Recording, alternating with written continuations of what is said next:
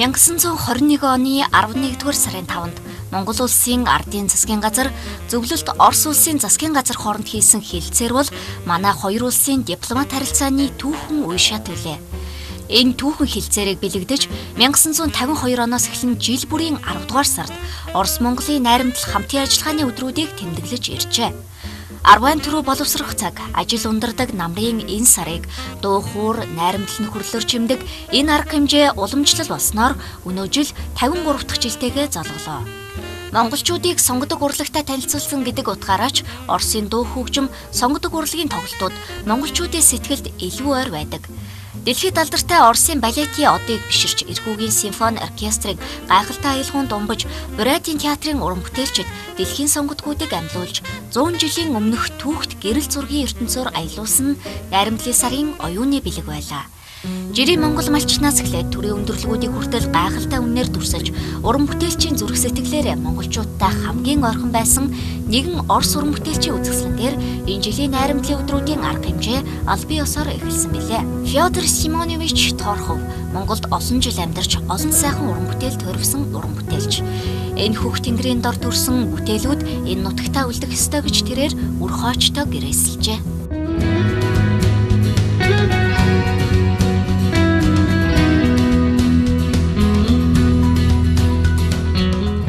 Аав маань туйрвсан зургуудаа өөрийнхөө хүүхдүүд гэж хэлдэг байсан юм.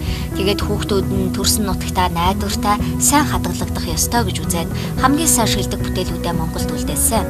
Монгол хүмүүсийг хамгийн зочломтгой, чин сэтгэлээсээ бүх зүйлд ханддаг, үргэлж илүү сайн сайхан төрөх гэж тэмүүлдэг хэмээн ярьдаг байлаа. Би энд ирээд үнэхээр тийм гэдгийг мэдэрч байна. Хүмүүсийн нээлттэй харилцаа энэ хөх тэнгэрт аав маань яагаад тэгж их татагддаг байсныг би ойлгосон.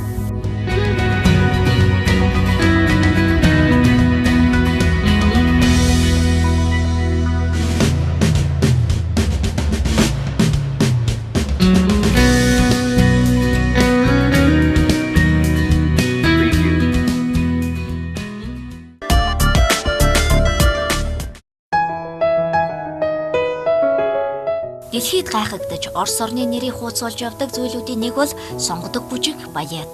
Олон хүмүүсийн хувьд ойроос нь харж тоглолтыг үзэгсэн гэж хүсэж явдаг өнөө цагийн Оросын балетын шигшээ болсон одод Монголын тайзнаа тоглолоо. Найрамдлын өдрүүдийн хамгийн сайхан арга хэмжээнүүдийн нэг байсан энэхүү тоглолт 2 өдрийн турш дүүрэн үзэгчтэй байсан юм а. Монголын балетын урлагийн түүх Оросоос ихтэй. Тэр ч утгаараа 30 жилийн турш тасраад байсан хоёр улсын балетчдын хамтарсан тоглолтыг өнгөрсөн жилээс эргэн сэргээсэн соёл урлагийг бас нэгэн түүхэн алхам яахааргүй мөнгөлээ. Энэхүү тоглолтод оролцохоор ирсэн жүжигчид, зохион байгуулагчид ч гэсэн өндөр сэтгэгдэлтэй байлаа.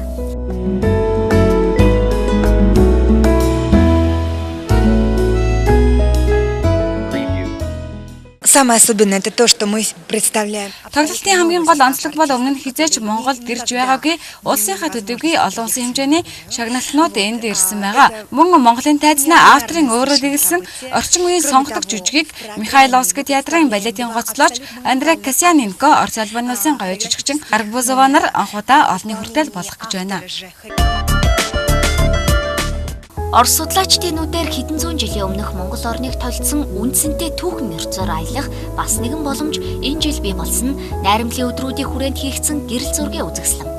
Хээрийн шинжилгээний ажлаар эрэхтэй монголчуудын амьдрал ахуйг хүрэх түүхийг гэрэл зургийн хайснаа буулгаж үлдээсэн гэрэл зурагчин Николай Чарушины энэ зургууд Хяхтын музейд 100 гаруй жил хадгалагдаж байгаад Монголд иржээ. Монголыг эргэн толдохгүй нэртэй 89 гэрэл зургийг дэлгэсэн үзэсгэлэн 10 дугаар сарын 7-ноос 25-ны өдрүүдэд Монголын үндэсний музейд олон нийтийн хүртэл болсон юм.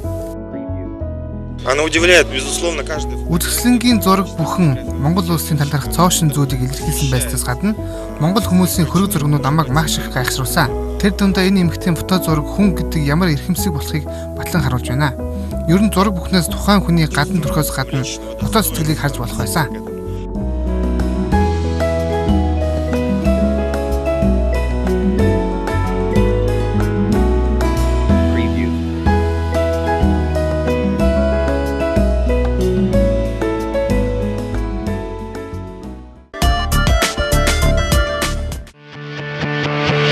Найрамдлын өдрүүдийн хүрээнд болсон бас нэгэн сайхан тоглолт бол 11-р сарын 7-ны өдөр Дөөр бүжгийн Эрдмийн театрын тайзнаа тоглогдсон Бурятийн дуурийн оддын тоглолт байлаа. Байкал оперын нэртэй тоглолт ганцхан удаа тоглогдсон ч дүүрэн үзэгчтэй бас халуун алга тагшилтаар дүүрэн байлаа. Тоглолтод оролцохоор Оросын холбооны улсын гавьяач жүжигчин Хингев, Занданов, Бурят улсын ардын жүжигчин Мөнхцул, Бурят улсын төрийн шагналд Дамбиев, олон улсын уралдааны шагналд Шагдуров нарын 13 уран бүтээлч хүрэлцэн ирсэн байсан юм. Мы старались... Бид үзэгчдэд цоошин мэдрэмжийг өгөхийн тулд тоглолтондоо Монгол улс тэр бүр тоглогдоод байдаггүй бүтээлүүдийг сонгож авахыг илэрмэлсэн байгаа. Дэлхийн шилдэг бүтээлүүдээс гадна мэдээж хэрэг Орос, Монгол, Бурят дуунуудыг манай театрын нэрийн хуудас болсон дуулаачид төлөвлөлнө. Тоглолтод ирсэн хэн бүхэн сонгодог урлагаараа янзгалж сэтгэлийн таашаал авах байхаа.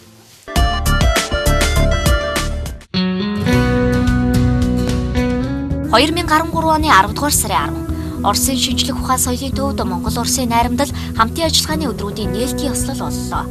Арга хэмжээнд Оросын холбооны улсаас Монгол улсад суугаа онц бөгөөд бүрэн эрхт илчилтэй Самальямко, Эрхэм мужийн амбан захирагчийн орлогч Сергей Дубровин, Оросын холбооны улсын дэд дарга Монгол Оросын парламентын бүлгийн дарга цог, соёл спорт аюул жуулчлалын сайд оюун гэрэл, Монголын инх тайван найрамдлын байгууллагын ерөнхийлөгч Загдч болон бусад олон нэр хүндтэй зочид урагдсан ирсэн байлаа.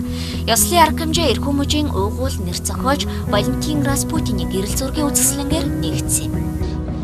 Губернатором Иркутской области. Энэ онд Эрхэм мужийн захирагч Сергей Ерошенко Монгол улстай холбоо харилцааг хэвлүүлэх шийдвэр гаргасан. Бид хүмүүлгийн болон эдийн засгийн олон санаатай ирсэн 70-80-ад онд харилцаж байсан сайхан уламжлалт харьцаагаа үргэлжлүүлэн хөгжүүлэхийг хүсэж байна. Но вот сегодня нам особенно. Бидэнд өнөөдөр Монгол Оросын найрамдлын өдрийг нээх хүнтэй өрөг ногцоо. Монголчуудад бэлгэлэх уран бүтээлийн бэлэг маань таалагдана гэдэгт найдаж байна. Нээлтийн албан ёсны ажиллагааны дараа Оросын холбооны улсын гавьяач жүжигчин Илмар Лапишны удирдсан Эрхэм мужийн филармоны амбан захирагчийн найрлах хөгжмийн тоглолт боллоо. Энэ үдэш Дунаевский, Чайковский гэх мэт Оросын нэрт хөгжмийн зохиолчдын бүтээлийг ашиглаж чулууны уран хас аялгуугаар монголчуудын сэтгэлийг хөдөлгөж нэгжгэлсэн алга туршилтаар дүүрэн байлаа. Эрхүүгийн симфони оркестрийн тоглолт филармоны дуучдын гайхалтай хоолой соёлын төвөргөөнөө дахин ихшгэлсэн билээ.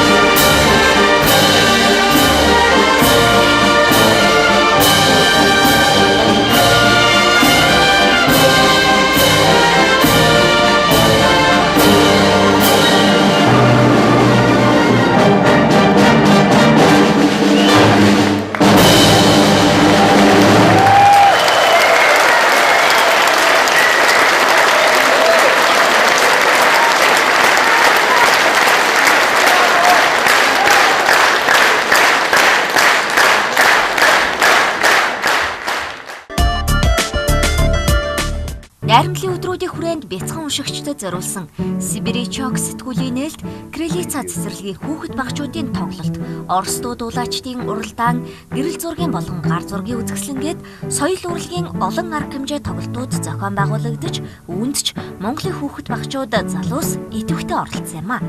Хөрш орнууд бие биенийхээ соёлыг сонирхож, урлагаар дамжуулан нөхөрлөх гэдэг харилцааны хамгийн сайхан уламжлал юм.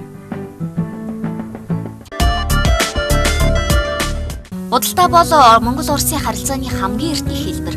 Өнөө цагт харилцаа ашигтайгаар худалдаа, эдийн засгийн харилцааг өргөжүүлэх тал дээр аль аль орны бизнес эрхлэгчдийн сонирхол нэгдэж байна. Найрамдлын сарын хүрээнд Оросын холбооны улсын томоохон хотуудын өдрүүд зохион байгуулагддаг уламжлалын дагуу энэ жил Эрхэм мужийн өдрүүд бол мужийн орлогч, амбан захирагч Сергей Дубровин тэргүүтээ 60 төлөөлөгчд Монгол улсад хүрэлцэн ирсэн. Өмнөх жилүүдээс хамгийн олон бүрэлдэхүүнтэй, хамгийн олон салбарын төлөөллийг багтаасан баг байлаа. Энэ хэрээрээ ч олон ажил хэрэг уулзалтууд болж олон чухал ажлын эхлэл тавигдсан юм а.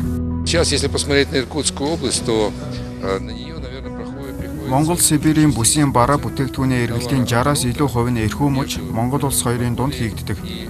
Хэрвээ Монгол болон Оросын холбооны улс хоорондын бараа эргэлтийн 70% нь Сибирийн бүс нутгуудад хамаарагддгийг тооцож үзэх юм бол эрхүү муж Монголын эдийн засгийн гол хамрагч бүс нутаг болж байгаа юм. Это главный торгово-экономический партнер Монголии. Хамгийн олон монголчууд сурч боловсрал эзэмсэн худалдааны нийт эргэлтэнд томоохон байр суурь эзэлдэг. Өөрөөр хэлбэл Оросын хотуудаас монголчуудын сэтгэлд хамгийн ойрхон нь эрхүү хот. Эрхүү муж боловсрал, зам тээвэр, цахилгаан эрчим хүч, автомашины үйлдвэрлэлийн чиглэлээр Монголын талтай хамтран ажиллах саналыг өвөрлөж ирсэн байлаа. Эрхүү мужийн төлөөлөгчдийн бүрэлдэхүүнд багтаж ирсэн уул уурхай, ашигт малтмал, хөдөө аж ахуй, соёл урлаг, эрчим хүчний сайдууч мөн хариуцсан чиглэлүүдээрээ хамтарсан уулзалтууд хийж хамтын ажиллагаагаа өргөжүүлэх боломжуудын тухай ярилцсан, тулгамдсан олон асуудлуудыг шийдлэх эхлэл болж өгсөн юм а. Да, мы живем очень рядом. У нас очень похожи. Бид хил залгаа оршин суудаг. Байгаль цагуурын хувьд ижил төстэй. Соёлын хувьд ялгаатай. Гэвч бид спорт, соёлын салбарт аялал жуулчлалын хүрээнд хамтран ажиллахаар төлөвлөж байна. Энэ хамтын ажиллагаа зөвхөн яамдын түвшинд биш, энэ чиглэлийн үйл ажиллагаа явуулдаг хувь хүмүүс, албан байгууллагуудын түвшинд хөгжих ёстой. Тиймээс бид өөрсдөө тэднийг холбохыг хичээж байна. Цаашдын ирээдүйд бид Оросоос Монгол авахын зориулалттай хийн нийлүүлэлтийг нэмэгдүүлэх бүх боломжийг хайх болно. Мөн одоо явагдаж байгаа геологи хайгуулсан ажлыг илүү үр дүнтэй болгон Монгол улсын байгалийн баялаг одоо бүрэн нэгдэх хэвээр байгаа. Иймд бид шинэ орд газруудах хайгуулын ажлыг хамтран эхлүүлэхээр төлөвлөж байна.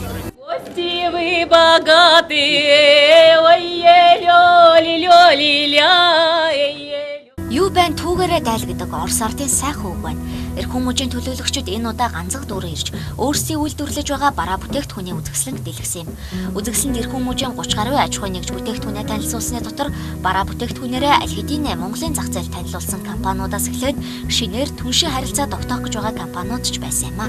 Это предприятие высоких технологий. Шинээрх түншлэл хийж байгаа компаниудаас Сиброныг нэрлэж болно. Энэ компани харилцаа холбооны чиглэлээр үйл ажиллагаа явуулдаг. Мөн Сибекс Бицентр нэлээд нэр бүтээх компани. Монголын олон байгууллагууд хамтран эрхүү мужийн үзэсгэлэнгийн танхимд үзмрээ гаргах боломжтой юм а.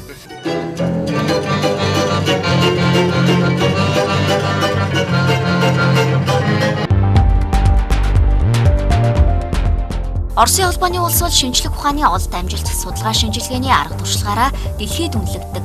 Монголын шинжлэх ухааны хөгжилд түүхэн үүрэг гүйцэтгэсэн улсаа. Энэ чухлаараа Монгол Оросын эрдэмтэд олон жилийн турш хамтарсан судалгаа шинжилгээний ажил хийж амжилтанд хүрч байсан юм.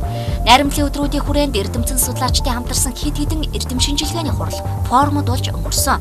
Хоёр орны гадаад харилцаа, түүх, байгалийн баялагийг ашиглах, ногоо хөгжлийг бий болгох талаар эрдэмтэн судалгаа шинжилгээний бүтээлээ танилцуулж хамтран ажиллах яриа хэлцээр өрнүүлсэн өдрүүд байлаа. Түүнчлэн энэ өдрүүдэд хоёр улсын шинжлэх ухааны академиуд хамтран ажиллах 5 жилийн гэрээг үзүүлсэн юм. Мөн найрамдлын өдрүүдийн үеэр ерөнхий сайдын ивэлдор 3 улсын 70 гаруй эрдэмтэн судлаачид оролцсон форум өнгөрлөө.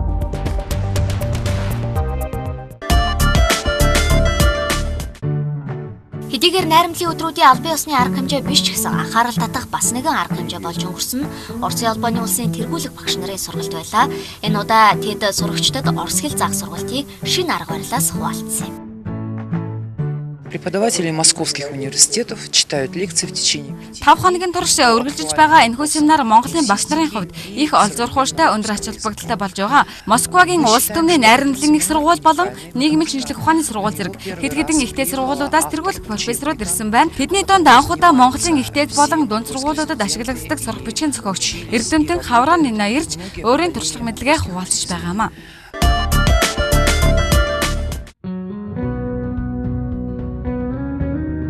Байгалийн баялаг ихтэй Монгол улс уул уурхай салбарыг хөгжүүлэхдээ ногоо хөгжлийн бодлогыг баримтлахыг хичээж байгаа. Үүнд манай улс тэр дундаа Оросын холбооны улсын эрдэмтдийн санал санаачлаг чухал байна. Хэдийгээр улс орнууд хил хязгаараараа хуваагдагч байгаль дэлхийгээс харилцан хамааралтай оршдог учраас хүрээлэн байгаа орчныг хамгаална гэдэг дан ганц нэг улсын хэрэг биш үлээ.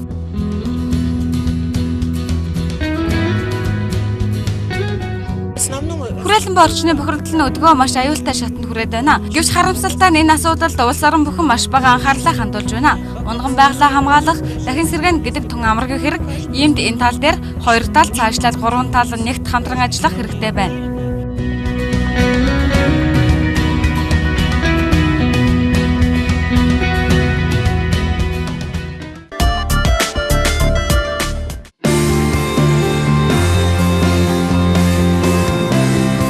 Орсын шинжлэх ухаан хамтын ажиллагаа харилцааны хамгийн том бэлэг тэмдэг бол тэртээ 30 жилийн өмнө хийгдсэн Монгол Оросын сансрын хамтарсан нислэг юм. Монгол хүний хүслээр шивнэж эдээнийхээ дээжийг өргөдөг холын сарн дээр Монгол хүний төрийг гаргаж энэ дэлхийгээс эх орноо харах боломжийг олгосон.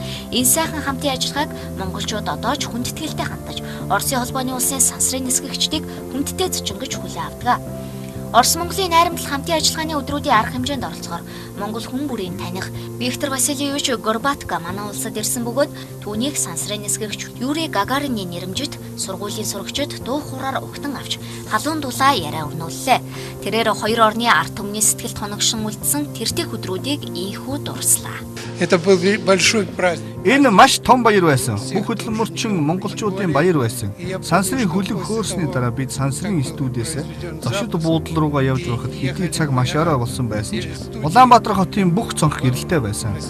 Энэ Монгол бүх ард түмэн баярлаж байсны нэг илрэл юм. Өөрөөр хэлбэл Монголын төлөөлөл бидний дэлхийд сансрын хөлгөөс харж чадсан баяр төлөв юм а. Москвагаас ярьж байна. Олон монголчуудын чихэнд одоо ч танил энэ дуу хоолой хоёр ард түмнийг өнөө хүртэл холбож ирсэн агаарын үр юм. 53 дахь удаагийн найрамдлын сар Оросын холбооны улс дахь Монголын анд нөхдөй нийгэмлэгийн 55 жилийн ог тохиолдуулан Оросын дуу хоолой радио сонсогчдийнхоо дунд асуулт хариултын тэмцээн зарласнаа 10 дугаар сарын 11-ний өдөр дүгнэж шагналаа гардуулсан юм. Было 3 вопроса об обществе. Оросын дуу хоолой радио бол сонсогчдийнхоо дунд асуулт хариултын тэмцээн явуулж эхэлснээр анхдагч болдог. Энэ удаагийн уралдаанд Монголын анд нөхдөй нийгэмлэг анхны болоод одоогийн удирдагч үйл ажиллагааны тухай 3 асуулт тавигдсан. Тэргүүн байранд орсон 7 хүнийг бид шагналаа. Уралдааны хугацаа дууссан ч хариу ирсээр байсан тэмцээний цар хүрээг харуулж байлаа. Сочи 2014 Олимпийн бамбар хойд туйлд аялаж байх зур Улаанбаатар хотын Орос хэлний сургуультай сургуулийн сурагчид Олимпийн нэрэмжит шилжиж явах замыг гардаа авч байлаа. Монгол дахь Оросын холбооны улсын элчи сайд яам Монголын Олимпийн хороотой хамтран сурагчдын дунд 5 төрлөөр спортын уралдаан зохион байгуулснаа энэ өдрүүдэд дүгнсэн юм.